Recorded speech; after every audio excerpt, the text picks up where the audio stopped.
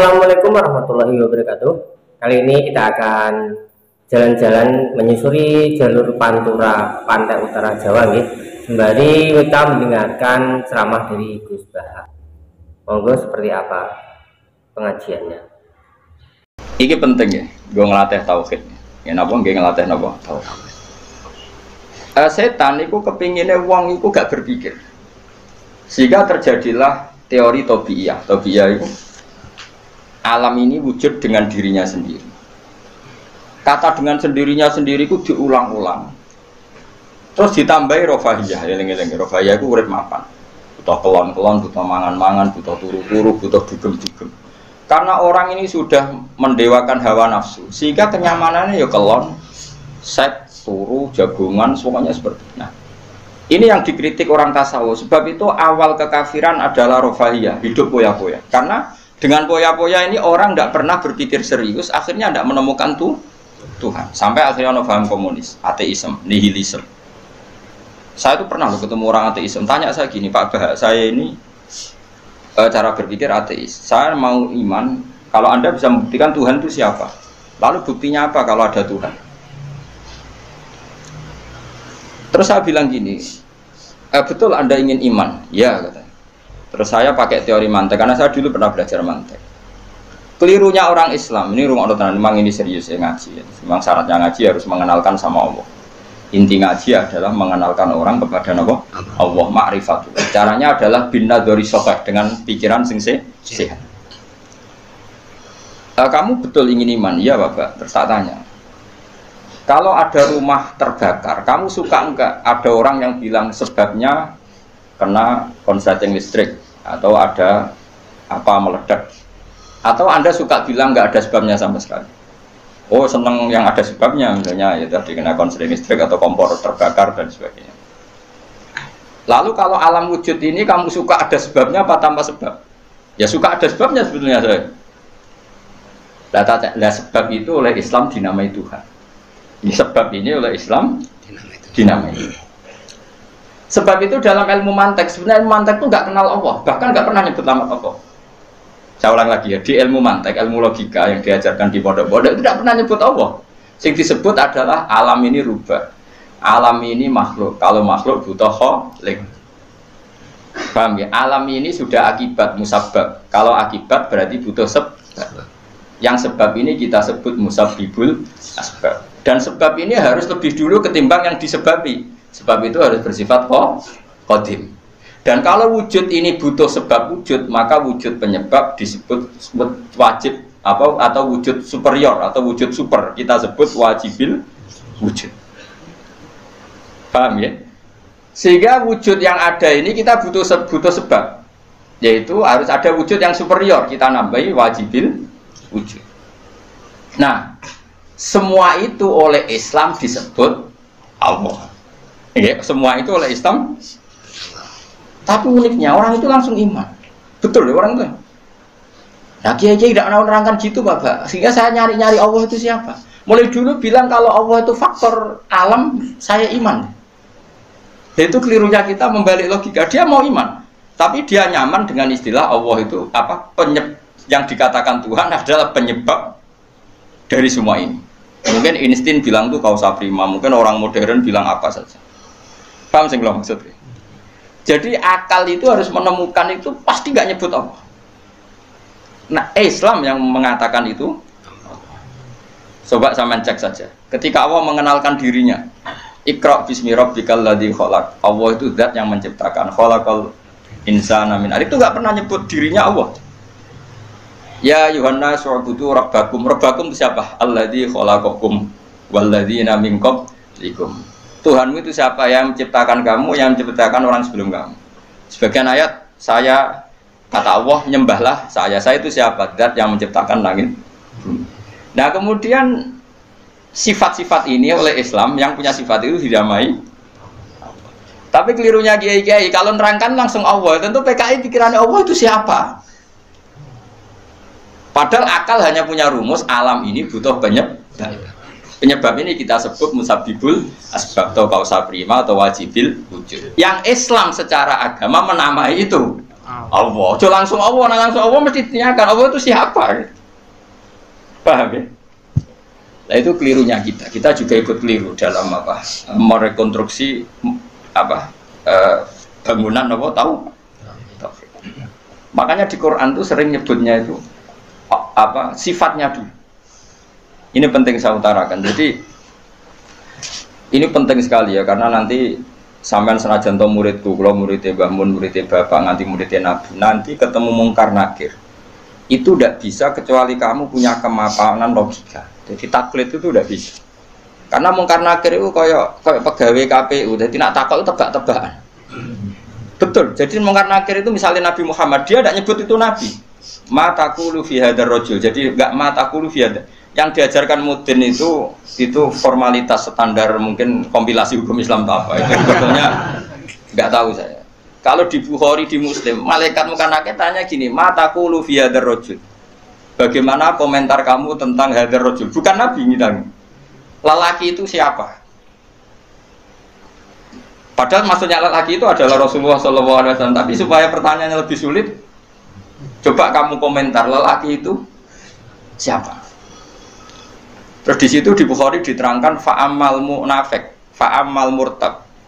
Orang munafik atau murtab, orang yang ragu. Terus dia komentar, kata orang-orang sini dia nabi, makanya saya ikut-ikutan bilang dia.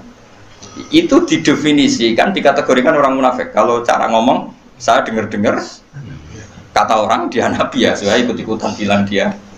Wah itu diantem ya malaikat. Nah, terus kata Imam Bukhari di dalam riwayatnya. Fa'amal mu'min awil mungkin, orang mukmin atau mungkin itu yang keyakinannya benar karena rawinya syak ya biasalah dalam ilmu hadis seperti itu. Fayaqulu huwa Muhammadun ja'ana bil bayyinati wal huda fa'amanna bihi wa saddaqnahu. Kata-kata bil bayyinah. Orang itu adalah Muhammad. Dia nabi yang datang ke kita bil bayyinat dengan bukti yang begitu jelas. Maknanya bayyinat wal huda dan membawa petunjuk. Misalnya begini, ini yang saya alami. Kamu boleh copy paste, boleh ngeblak pikiran saya, tapi saya tidak menjamin mungkar nakir meng-ACC karena syaratnya harus dari pikirannya sendiri. Tapi kita warai kerpean ya, loh. Misalnya begini, ini saya dan saya tanggung jawab sampai ketemu Allah. Aku roh Kanjeng Nabi nak nabi ku mergo ajaran salat. Saya loh. Meskipun saya tentu sudah iman dengan barokahnya Quran, hadis, guru-guru kita sudah iman. Tapi aku roh Nabi nak nabi tenan itu gara-gara salat. Yaitu Nabi ngendikan as-sholatu imaduddin, sholat itu cagai aku. Coba kalau dia seorang raja, ngapain menjadikan orang dikon sujud ning pangeran, dikon rukuk, dikon happy be pangeran. Itu satu, as-sholatu imaduddin. Terus Nabi ku mati-matian. Nah ono sahabat gak sholat jamaah. Itu jari Nabi sekali-kali wong tak kon ngimami santri, aku gak ngimami. Ape moro mae wong-wong sing ora sholat apa? Jamaah tak obonge. Itu dua. Tiga, Nabi itu ketika perang kondisi paling emergen, ikut tetap sholat. Bahkan Nabi saking senengnya sholat itu nak lungo, kok sholat sunat, iku ainama tawat jadwi rohilatu, kadang madem ngetan, madem ngulon, sementing iso sholat. Terus Nabi nak muji sholat itu sundul langit, saking muji ini sundul langit, wajuilat kurrotu aini fi sholat, aku ayam nak wes sholat. Sifat ini sifat raja apa sifat orang yang dekat Allah? Itu pasti nubuah, gak mungkin orang akal sehat. Misalnya orang ingin jadi presiden, kepinginnya ya suworo, kepingin jadi rojo, kepinginnya monarki anak turunnya jadi. Ini ndak itu semua. Gak mungkin kalau gak nabi kok orang punya berpikir sholat itu, paham? Dong teman. Jadi gak mungkin ide sholat itu kalau gak keluar dari seorang nabi. Dan itu dibuktikan perang ya sholat, bahkan beliau mewajibkan angger wong ijakno nyawane wajib. Raiso ngadeg luguh, raiso luguh, selaya-laya, raiso mengkas-mengkis lah, sholat ning atine. Pokoknya yang berbau sholat bahkan nggak ditoleransi, ditinggal sama sekali karena ini hubungan manusia dan Tuhan dan Allah. Saya pikiran gue sederhana, orang mungkin wong di pikiran ngono kok gak nabi ku gak. Apa Einstein punya pikiran gitu? Isaac Newton misalnya, atau tokoh dunia Aristoteles, Plato, meskipun iso udah menemukan benda ini relatif. Ya mesti relatif. Misalnya manuk doro, ya rungokno nggih, misalnya manuk apa merpati atau manuk kentilang, itu kan cara wong-wong rak manuk yang tidak sangar, tidak ganas. Sing ganas itu manuk apa bidu atau manuk apa elang. Mergo elang iso mangan derkuku. Iya jari derkukulan ku ganas. Tapi jari ular. Jari ular tetap derkuku bel apa? Ora iku sing manuk-manuk lemah iku. Empret yo ganas wong gedene korban. Yo ta ora?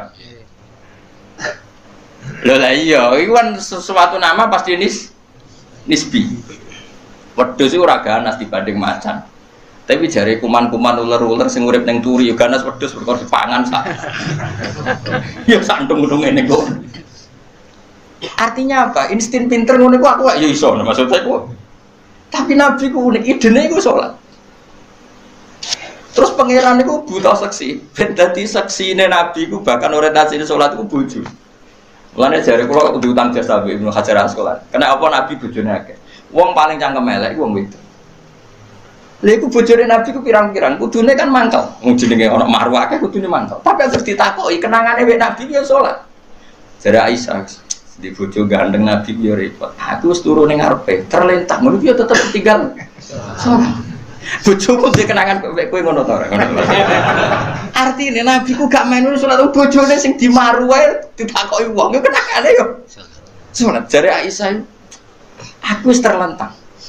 Bahkan kuntu bene yadehi kal janazah. Nabi pas salat aku ning ngarepe kok Aisyah wayu berarti yo. Nah kok bojomu kowe ra mbok terusno kan ana sebabe gitu. Nek sambut terusno sebabe apa kowe roh. Elek judes elek melarat sebuah ngono. Iku jari Aisyah, aku terlentang kok jenazah. Nak Nabi ngadeg, aku tak jujurno. Nabi nak salat suwi. Engko nak aku keturun, engko nak ndekne ape sujud, fagho masani biadi. Terus aku didudul, terus sikilku tak ingkat. Terus Nabi punya ruang apa? Sujud. Jadi Nabi dulu kalau mau sholat itu ya di balik yang dipakai tidur. Orang orang saiki gaya-gaya nanggon sholat tapi rati sholat paham. Nabi ku masyhur sholatnya nenggon kasur sing dikuturu, gono kasure ora pokoke nggon apa. Dadi ora gaya-gaya nang saiki kan gak usah gawe ono ruang apa. Sholat nganti ono sawange ya Allah muga. Engkek tok tapi ora tau. Nabi wis sederhana. Lagi-lagi kenangannya apa? Sholat. Kayak kenangannya istri-istri Nabi sampai do iso nirakno salate Nabi. Ummu Aiman itu tanggane Nabi duwe anak jadi cadal rupane Anas. Dolan ning gone Anas. Iku yo bareng dolan berarti sugoi ndi jongkoe tak kei hadiah. Napa ya Rasulullah? Ayu maudiin tuhibbu an usolliya fi di panggonan sing kowe seneng aku salat niku. Niki ya Rasulullah, jare Anas kenangane. Aku duwe kloso sing wis rada elek, tak lapi sithik terus Nabi salat di situ. Dadi kaya apa? Lho iku gak mungkin wong kok duwe ide salat niku. Iku nak gak Nabi gak mungkin maksudnya. Makanya saya direncana nak gue jawab mungkar nakir.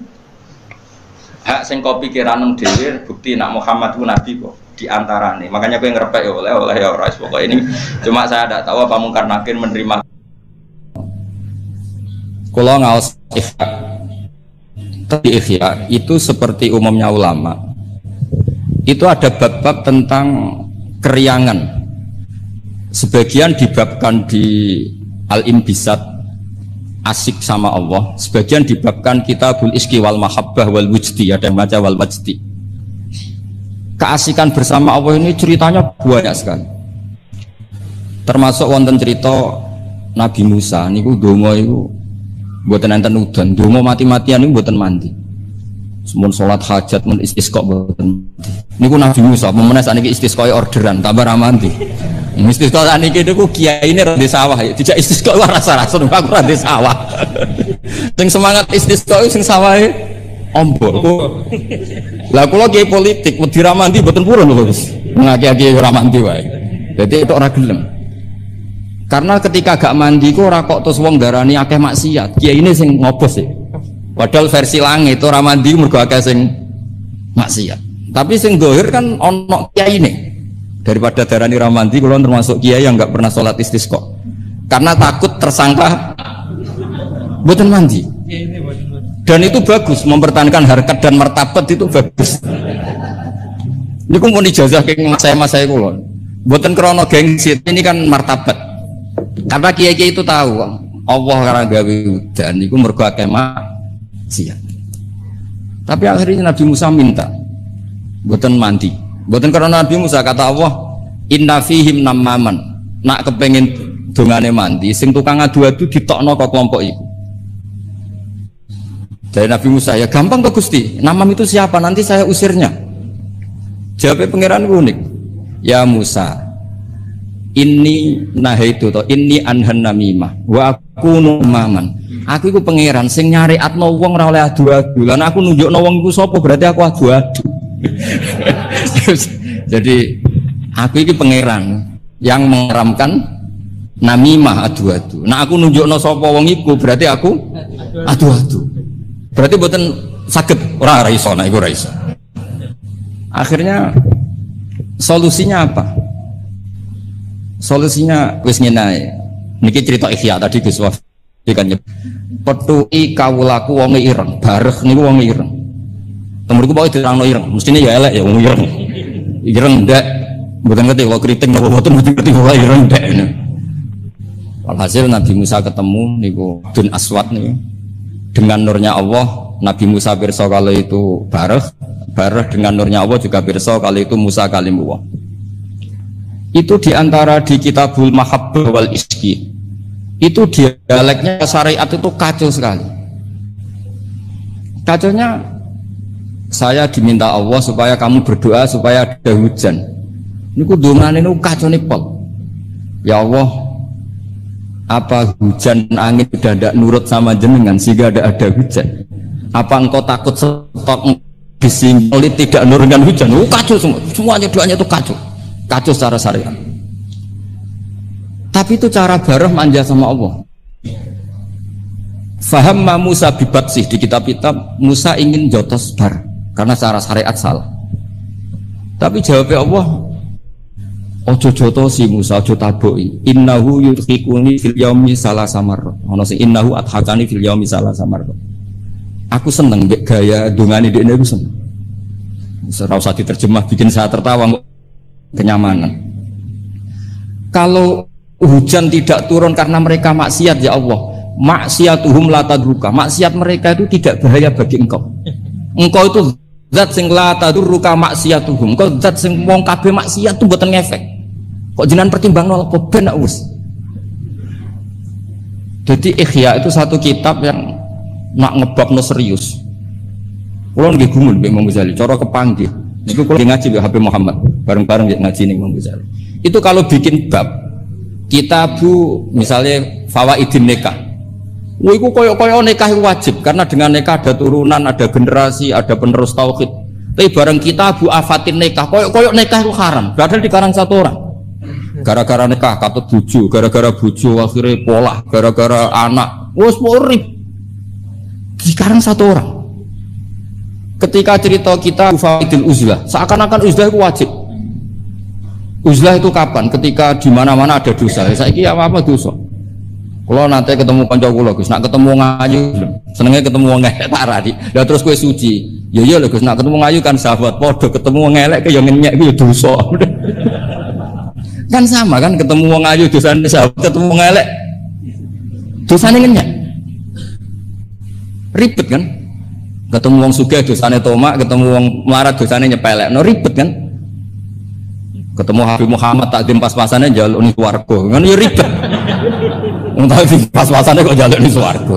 Takdim tenanan sumpet juga. Iki kadang kiai iki ngoten, Gus. Salam template 100.000 jaluk swarga ribet deh. Setahun pisan ya yo swarga.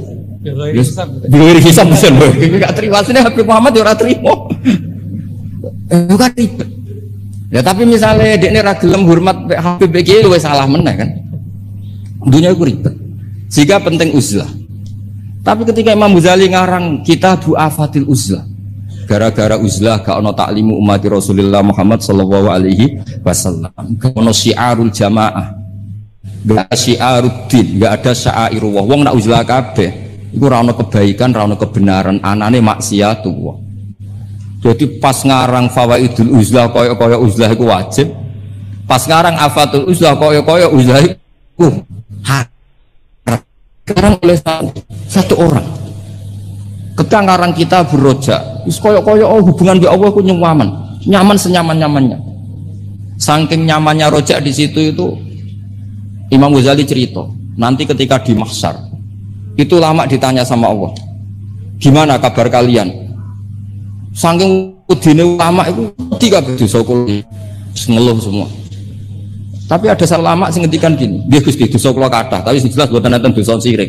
Jenengan janji nak dosa liyane sirik jenengan sepuro, niku kedajiran sepuro. Ternyata Allah suka yang ini. Yesus tak sepuro, tak sepuro. Itu di kitab Roja. Tapi ketika ngarang Tabul Khauf, wes yo kabeh. Kamu jangan terjebak tertipu oleh tempat yang paling soleh, paling baik. Kurang apanya surga? Gara-gara kesalahan Nabi Adam terusir dari surga. Kamu juga jangan terjebak tertipu dekat sama orang hebat, orang soleh. Ketika kamu tidak bisa meniru kesolehan itu. Kurang dekatnya Abu Jahal, Abu Lahab dengan orang-orang soleh di sekitarnya. Tapi tidak bisa memanfaatkan orang-orang soleh itu. Wah, beliau cerita betapa keliru terus. Ketika ngarang bab apa? Khauf. Jadi ketika ngarang bab rojak seakan-akan hidup semudah itu, ketika ngarang bab khauf seakan-akan hidup itu sesulit itu. Dikarang oleh satu orang. Itu namanya Imam Hujjatul Islam Al-Ghazali. Kalau nggak ada kitab Ihya itu ada sekitar 5 kalau cetakan Toha Putra ketika saya ngaji dengan Mbah Mun. Terus kitab yang pernah saya pelajari harfan harfa itu pakai cetakan DKI dari Kutub Ilmiah. Kalau ada naskah salah saya benarkan pakai caranya. Tapi Hafiz Sadat Al-Muttaqin karangannya Sayyid Zabidi Muhammad Murtado Az-Zabidi. Beliau dengan kita kira-kira ya saya Mbah Mun, Mbah Zubair, Kiai Fakih Mas Kumambang. Terus beliau pernah ngaji Kiai Mahfud Termas, Kiai Mahfud ngaji abahnya Kiai Abdullah ngaji Kiai Abdul Manan. Kiai Abdul Manan ini awaluman sing dari Jawa sing yulazimu Sayyid Zabidi. Terus orang Indonesia itu luar biasa. Kiai Abdul Manan ini pertama Kiai Jawa sing mulazamah kalian Sayyid Zabidi Sohibul Ithaf. Jadi sanad kita ke beliau kira-kira 6. Ini luar biasanya kita sebagai orang Indonesia. Makanya saya ini dekat sama Habib Muhammad mulai dulu dekat karena sanad kita ketika sampai Sayyid Zaini Dahlan, misalnya saya Mbah Mun, Mbah Zubair, atau saya Mbah Mun, Mbah Karim, Mbah Hasim, Mbah Mfud, ini sedang ngaji Sayyid Abi Bakar Sato. Sayyid Abi Bakar Sato ini ngaji Sayyid Zaini Dahlan. Babanya Sayyid Muhammad ini Muhammad bin Husain bin Anis bin Alwi bin Ali. Ini Muhammad ini sudah teman-temannya ini, temannya Sayyid Abi Bakar Sato, Habib Muhammad ini Mufti Syafi'iyah. Terus teman Tarsihul Mustafidin, siapa Alawi bin Ahmad. Dulu istilahnya masih Asegaf, tapi ikutnya lama-lama jadi Babil. Jadi ada yang ditulis Segaf, ada yang ditulis Babil. Jadi sanad fikih saya dengan Gus Hafi Karuan ya, tahta Syekhin Wahid tahta dengan Habib Muhammad itu sama semua. Semulai rapodo nak ada di sinau nih kalau ini betul ngerti. Semulai rapodo itu ketika agak di sinau. Itu ulama-ulama dulu. Saya baca I'anatul Talibin. Itu dulu ulama Arab itu tidak pernah kebayang ono korban patungan. Tapi gara-gara ada surat menyuratnya ulama-ulama Jawa, beliau menyebut ada banyak rosail min ardi Jawa yang mengirimkan uang supaya dikorbankan di Arab Saudi. Hukumnya kayak apa? Jadi ngirim uang supaya dibelanjakan di Arab kemudian jadi udhiyah. Begitu juga kitab Buhyatul Mustarsyidin itu sudah komentari wa amma ardu Batavia. Jadi kayak apa hubungan Indonesia dan Yaman dan Mekah. Habaib-habaib itu dulu temannya itu rata-rata ulama Indonesia. Sehingga banyak Habib Kutub yang zurianya di Indonesia, mulai Sayyid Abdul Qadir Segaf Tuban sampai banyak Habib Muhammad ini, Habib Ali Sohib Simtiduro, zurianya banyak di Solo. Jadi Indonesia ini luar biasa, termasuk ada Habib Muhsin di Abdurrahman itu yang ngarang sarah sama Said Muhammad.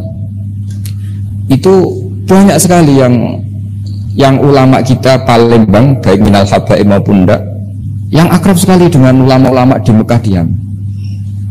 Nah ini kembali ke ceritanya Mbah Mun. Ini saya masih pakai bahasa aslinya Mbah Mun. Mbah Mun pernah ngendikan gitu.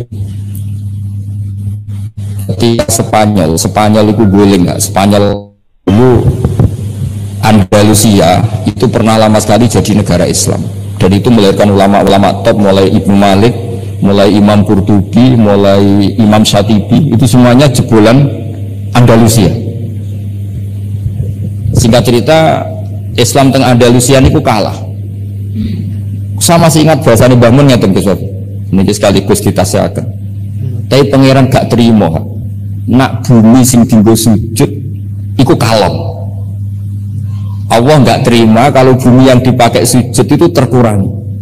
Delalah kersane pangeran digenti Indonesia, yaiku gulingnya Andalusia, iku bareng ambek berdirinya Demak Bintoro. Dan sodako Syekhuna Maimun.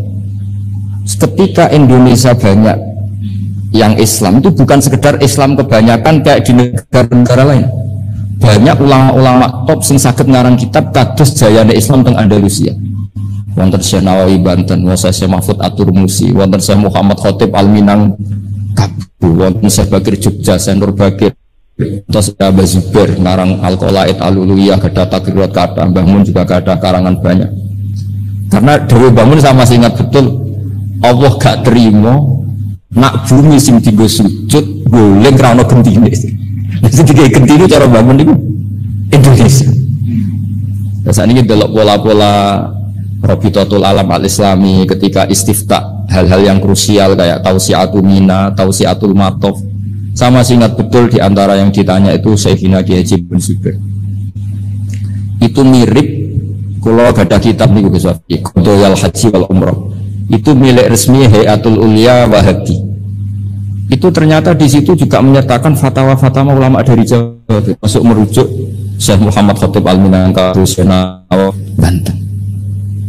Artinya betapa ulama kita ini dengan ulama di Mekah maupun di Yaman itu begitu dekat, sehingga ini saya punya bukti di kitab Al-Iqdul Farid. Di antara orang-orang Indonesia yang disebut Said Muhammad, di sini ada Habib Salim Jindan. Beliau pernah istifadah sama Habib Salim Jindan, Habib keluarga Kuitub Al-Habsyi yang itu mulai dulu.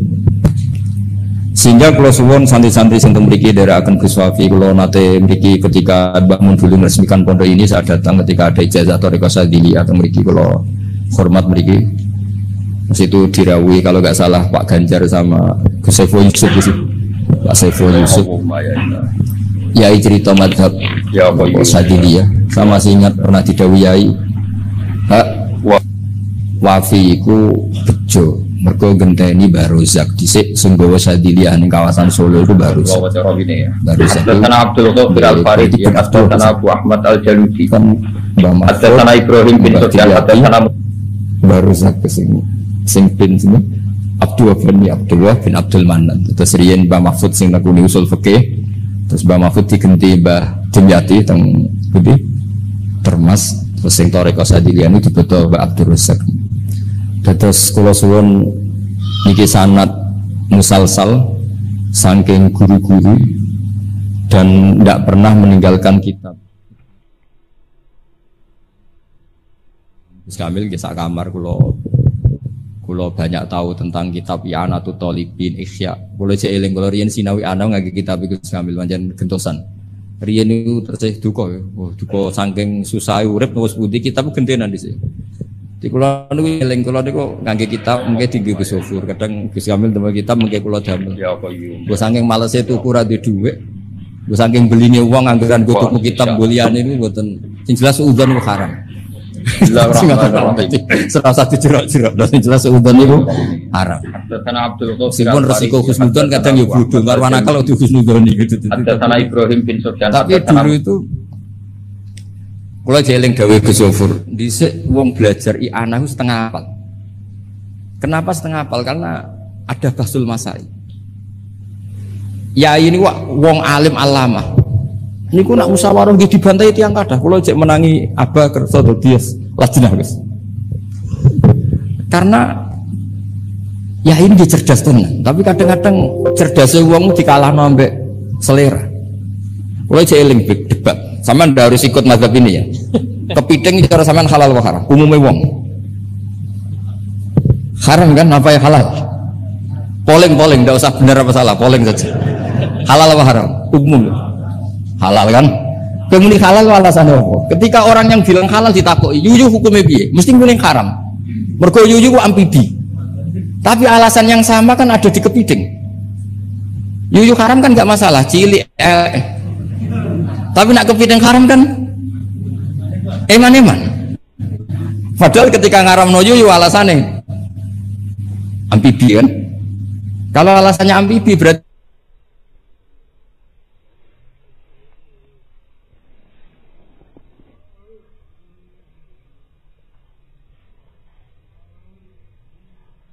kepiting tetap menang kan? Karena iman. Nah, singkat cerita gini Gus Wafi, ketika debat saya masih ingat betul. Ya tentu yang bantah itu bukan anak sarang tapi delegasi dari yang lain. Tapi gambar di MUI itu niku ya kepiting kirang setunggal. Walhasil saroton itu maknane apa? Jawab ya saya masih ingat betul, sampai tak ingat bahasa Arab. Lau suwirol kalbu bisalah sati arjulin akultum innahu ghairu kalbin. Saiki misalnya asu digambar sikile muk telu apa terus gak asu. Wong kurang sikil sitok kok ribet. Saya tuh masih menangi ya itu kersa dadi napa musokheh terus debat. Jadi memang watak dari ilmu itu memang ada apa, ada naket, ada intikot. Tapi tentu tetap menjaga adab. Jadi dulu Mas Zubair ya kadang di era Mbah Mun itu beda. Dulu Mbah Zubair itu fanatik. Kalau ada buyutun mutalasikoh, ada rumah jejer-jejer, meskipun namanya zakulun bismin, meskipun namanya beda-beda, terus satu. Tapi era Mbah Mun ya sudah kalau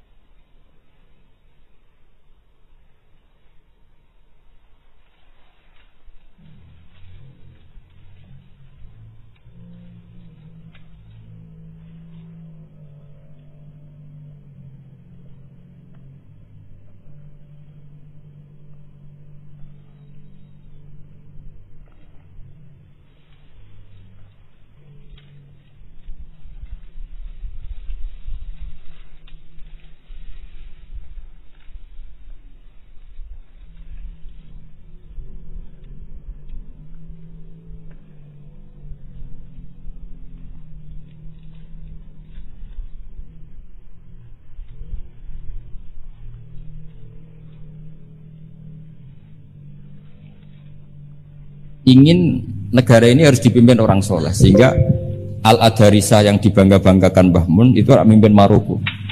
Jadi Al-Hasani banyak yang kerso politik sehingga jadi raja-raja di Maroko. Al-Husaini sebagian nggak ngikuti politik dari Said Hasan. Nah itu biasa, maksudnya dalam apa ya sudah semuanya itu istihad, semuanya itu baik asal dilakukan oleh orang-orang soleh radhiyallahu anhu. Di kulo badhe tabarruk ngingat yai niki sekaligus kula ngenang betapa Mbah Mun kersane dituruti pangeran. Di antara yang ditulis Mbah Mun dalam Maslakut Tanassuk Al-Makki ditulis yai, beliau ketika nulis persis sanad yang ditulis Sayyid Muhammad Alawi, beliau ngendikan ketika orang ini beliau ngendikan di antara harapan beliau adalah hadhihi ya tausiyat allati kanat mafkhoratan azimah li asal maulal karim ayajma'a nafsi ma'a hamalatil ilmi min ulama'i hadil ummah wa bil akhas ulama'u ahlil bait alladzina khassahumullah bi khassa'isa la ya'lamu azamataha illallah ta'ala. Jadi ketika beliau ngarang kitab ini beliau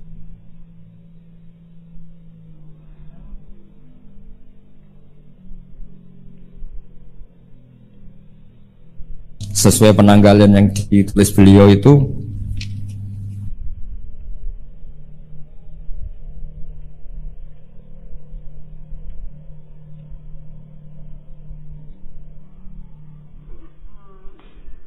dengan amalatil ilm wabil akhos ulama'u ahli apa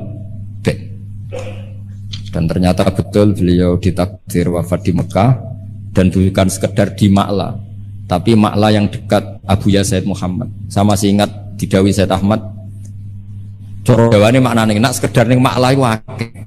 Tapi Mbah Mun itu di Ma'la yang dekat Sayyidah Khadijah. Ma'la itu kan luas sekali guys. Kalau yai kan pas di sini Sayyidah Khadijah, agak di bawah ada keluarga besar Sayyid Muhammad, ada Sayyid Abbas, Sayyid Alawi dan seterusnya. Belakangnya agak Bapak Syekh Nawawi, terus samping agak selatan ke seperti ini terus.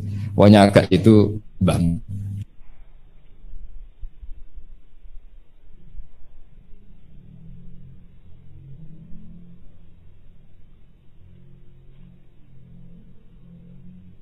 Al-Karim, semoga Allah Al-Karim ayat ma'a nafsi ma'a hamalatil ilm min ulama ihadil ummah wa bil akhas.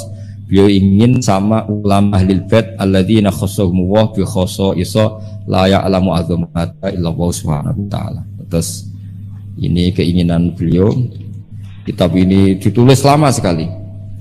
Nah kemudian kitab aslinya dari kitab Al-Iqdul Farid, kitabnya Sayyid Muhammad. Nah ini tadi sesuai pesanannya Gus Wafi, saya akan menceritakan cara ngarang orang dulu.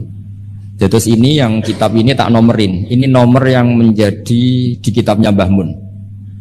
Kemudian kitabnya Mbah Mun tak nomeri, ini nomor yang ada di kitabnya Sayyid Muhammad. Itu beliau menukil tuh harfan bi harfin, kalimatan bi kalimatin, tidak ada yang dirubah sama sekali. Nah yang ini kemudian masalah bagi kita, karena kalau tradisi kita itu mutabi itu ikut guru. Nah problemnya sekarang banyak orang beragama kemudian kalau niru guru atau orang sebelumnya dianggap plagiat.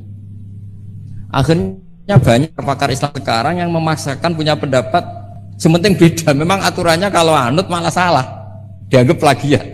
Sementara di pesantren ilmu itu harus anut, al ilmu nurun tadi, ilmu itu harus nurun sebelumnya. Lah ini terus repot kita.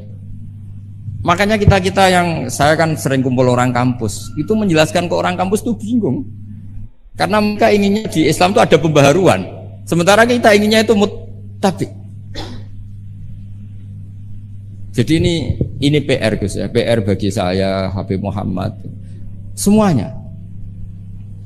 Karena kalau kita membiarkan adat kampus dalam konteks agama ya, mereka boleh kreasi istihad. Kayak apa bahayanya agama ini? Karena mereka itu siapa? Kan ini hukum wa rasulih, bukan semau gue. Bisa mentakhuda ilaha wa orang yang ikuti apa? Hawa nafsu. Makanya ada seorang kiai di Rembang itu unik. Jadi kalau ada orang anaknya sekolah di jurusan teknologi atau sains atau apalah yang umum malah boleh. Alasannya beliau paling udah adik sekrup ini. Tapi kalau orang nggak bakat alim kok sekolah di jurusan agama malah nggak boleh karena takutnya udah adik agama. Jadi kiai itu yang kadang unik. Bahwa sorai bakat ulama kok sekolah neng jurusan agama. Itu ora oleh. Mari udah adik agama. Tidak jurusan pesawat atau mobil malah boleh. Paling tidak adik skrup.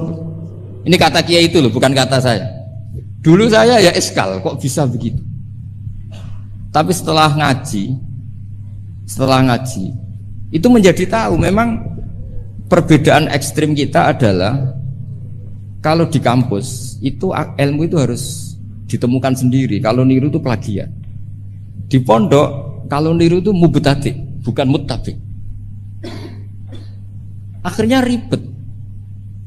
Makanya akhirnya lah terus kita bagaimana? Bangun ngendikan ya alal akil ayun arifan bi zamani mukbilan bisani arifan bi zamani dan seterusnya.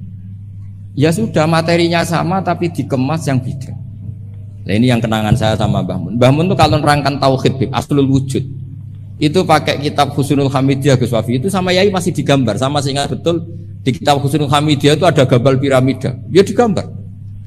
Mbok gambar bulet to kaya apa kata Mbah Mun, tetap dimulai dari satu titik. Kue gambar sukses ya sukses, misalnya saya gambar gedung ini atau gambar hewan pasti tidak bisa. Tapi piye wae bulete gambar itu tetap dimulai dari satu titik. Hadhil awalim kulliha bulet to kaya apa tetap dimulai dari wujud yang satu. Nah, daripada sama nerangkan yang zaman gini bocah-bocah gini terangkan al-alam mutaghayyir wa kullu mutaghayyir hadis.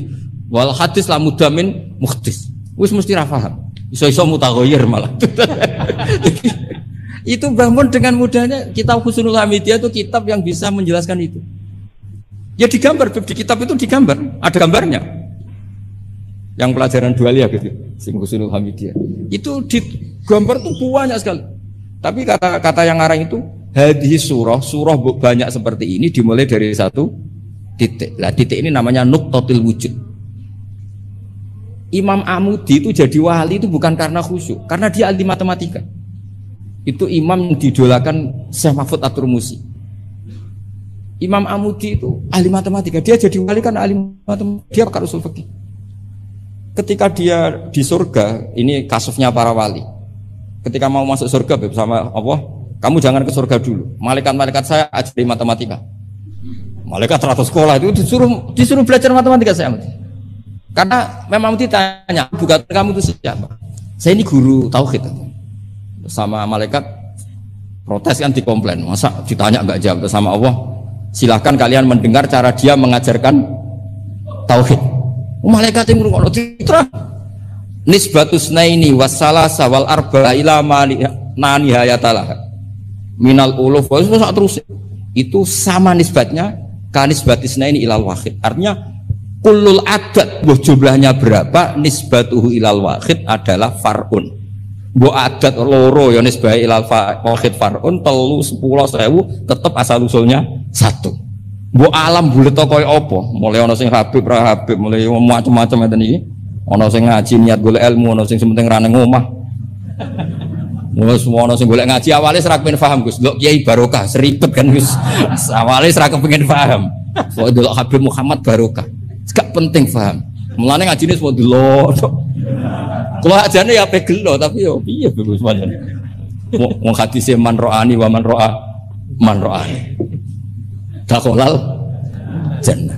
Orang hadis man fahima anni wa alhamdulillah hadis man ro'ani wa man ro'ani dakolal jannah. Jadi banyak orang ngaji dari awal niat ra paham.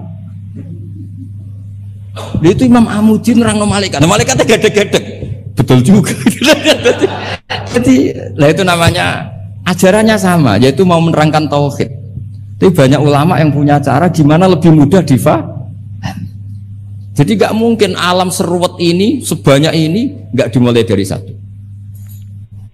Jadi, nah itu Mbah Mun. Jadi Mbah Mun itu punya seni menjelaskan itu. Jadi saya ulang lagi terakhir beliau itu mengulang-ulang lagi alal akil ayakuna napa mukbilan bisa'ni napa arifan bizaman itu diulang. Termasuk kenangan saya ketika ngaji tauhid. Beliau termasuk pengagum Al-Hamidiyah itu kalau nerangkan seperti itu. Makanya banyak ulama yang cerita kenapa bismillah dimulai dari ba.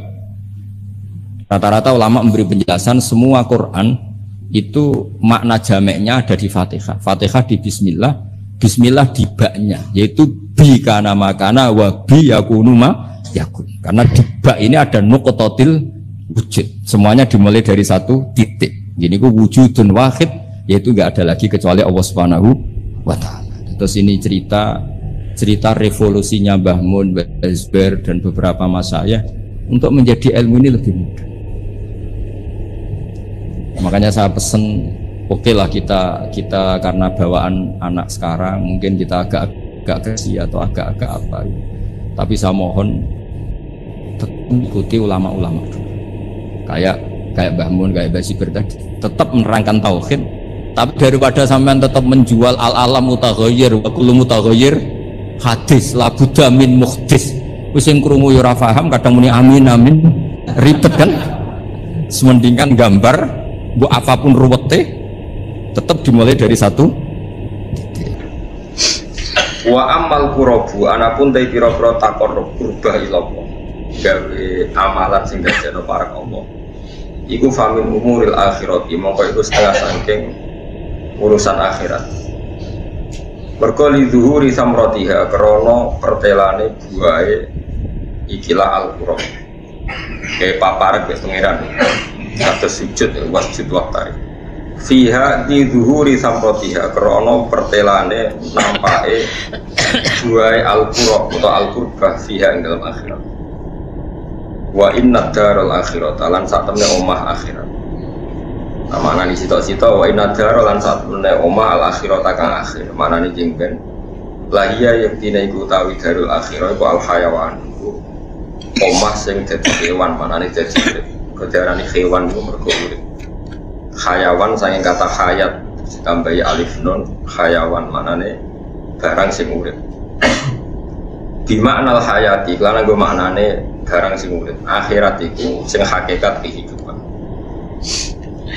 Laukan lamun ana sapa ngake ya alamun ya ngerti sapa ngake jika ing mengkono-mengkono annad darul akhirata hiyal hayawan.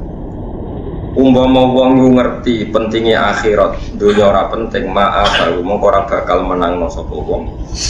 Ora bakal menangno sapa wong ad-dunya ing demi dunia alih yang ngalahno ing atase akhirat.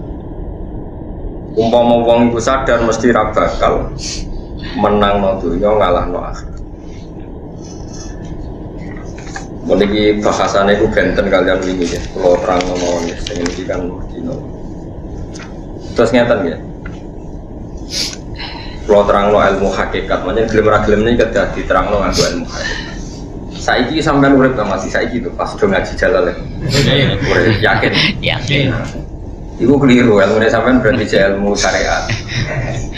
Nek cara ilmu hakikat, sampean saiki iku mati. Uripe sok nek wis mati. Jadi iya nek akhirat. Jadi sampean kena mati urip. Nah saiki mati. Bukti bahwa kita sekarang mati itu kita sering salah paham. Salah paham itu ya goblok. Goblok itu bukti wong mati, rapati iso mikir. Soalnya sampean saiki ya tak bedhei. Sampean dengan saiki nganggep dhuwit itu penting. Penting banget.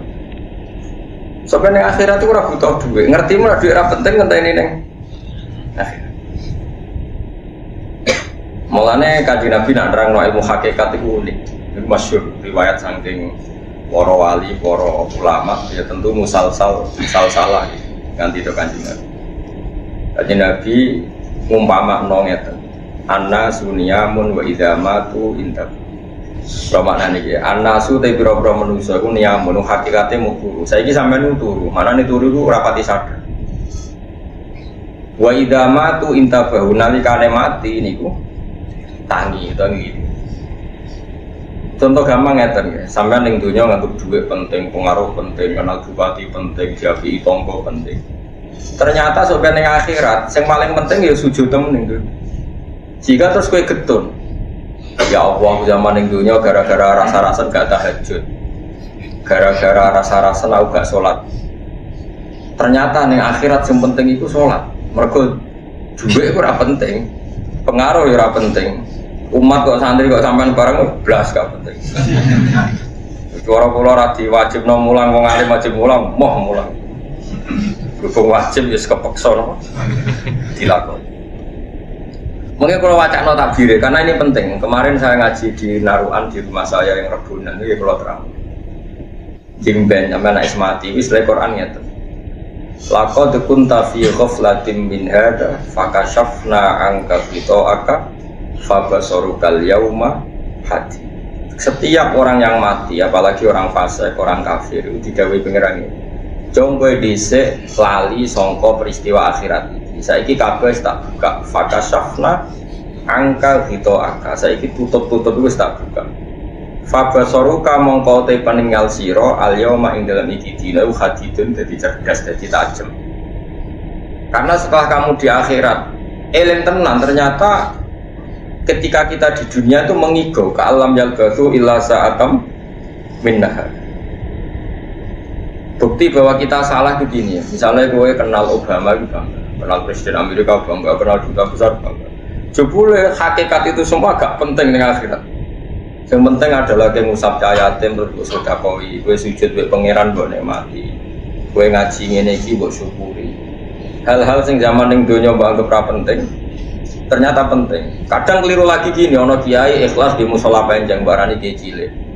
Sing pejabat struktural ning ormas gede barani kiai tok, mergo jabat ning ormas gede.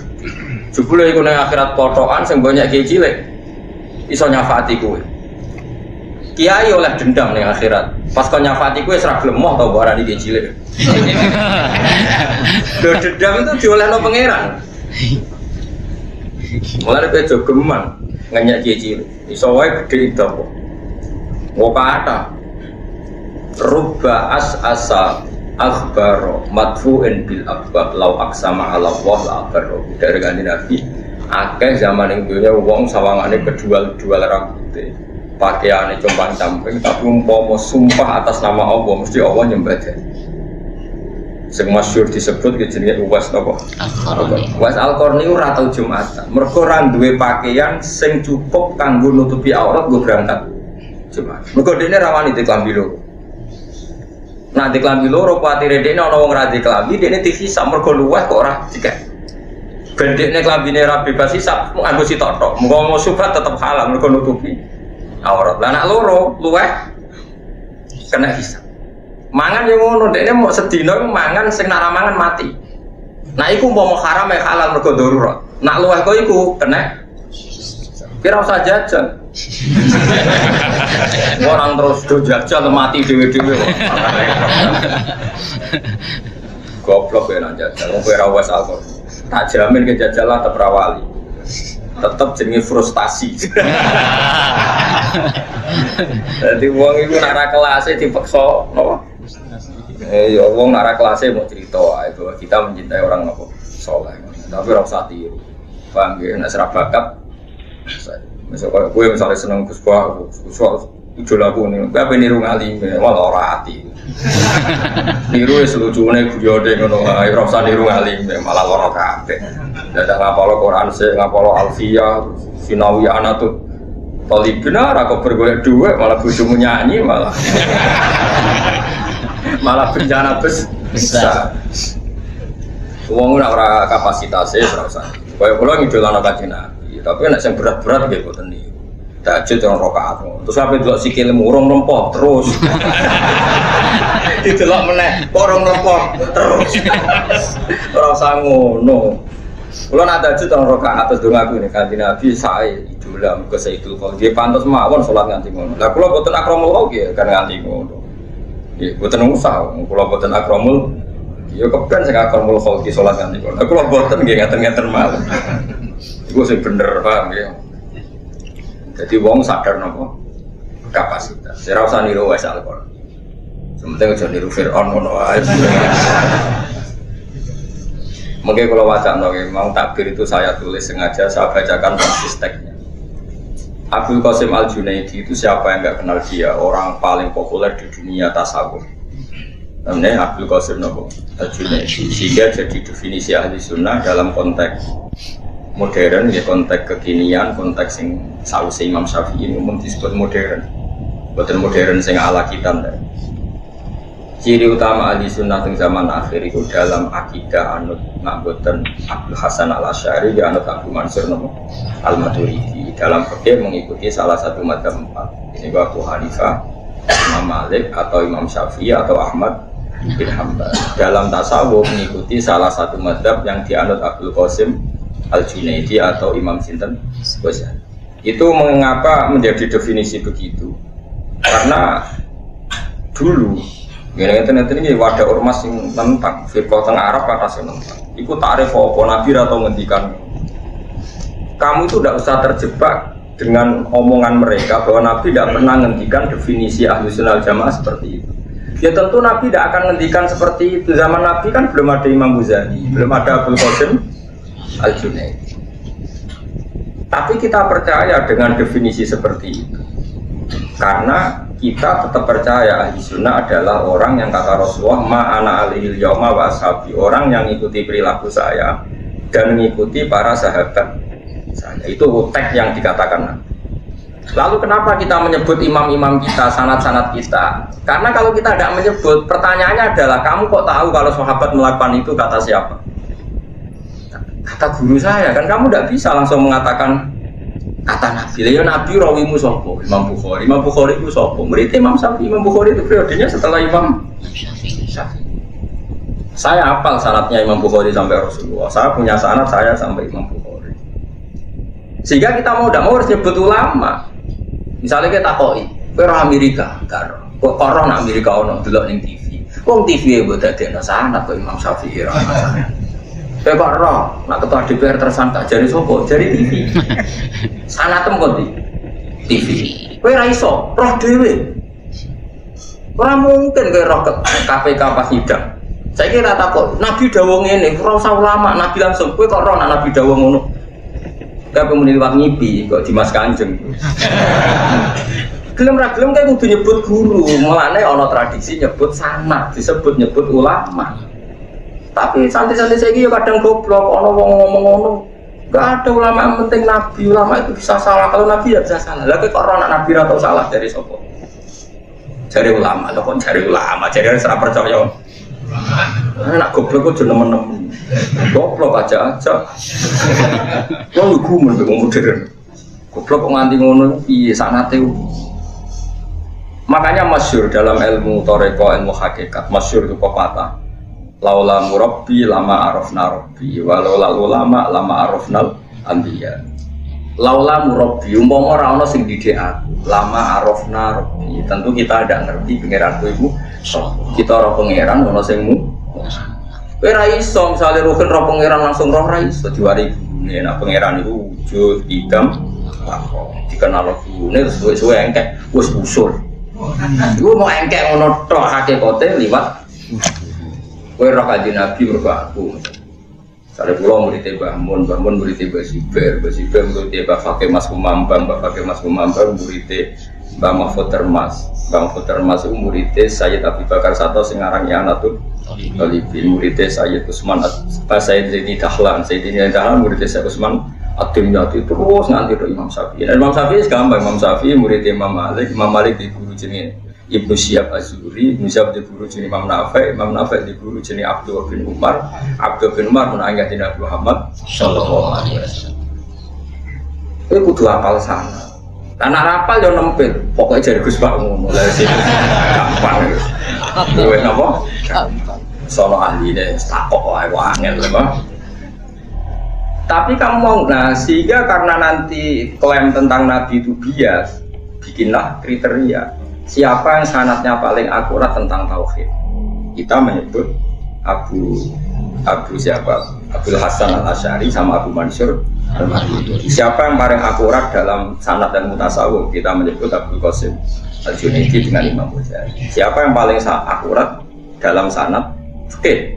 Kita menyebut misalnya Abu Hanifah. Siapa urutannya? Imam Malik, Imam siapa? Syafi'i, Ahmad bin Hanbal. Ini sesuai periode. Karena wulidas Syafi'i yauma mata Abu Hanifah. Imam Syafi'i itu lahir ketika hari kematian Abu Hanifah. Kila seperti itu. Yang kita tahunnya sama. Sehingga kita harus sebut Abu Hanifah dulu karena paling senior, paling awal. Nah, sanad fikih misalnya begini. Sama saya tak bedai. Karena arah percaya neraka. Sama saya tak bedai. Wong wedok sing dipegat bojone, dipegat. Itu idahnya kan berapa coba? Kalau nuruti Quran kita tidak bisa. Quran itu ngendikane mujmal. Mau ngendikan wal mutallaqatu yatarabbasna bi anfusihinna salah satu orang yang diceraikan suaminya idahnya itu 3 kali Qur'an.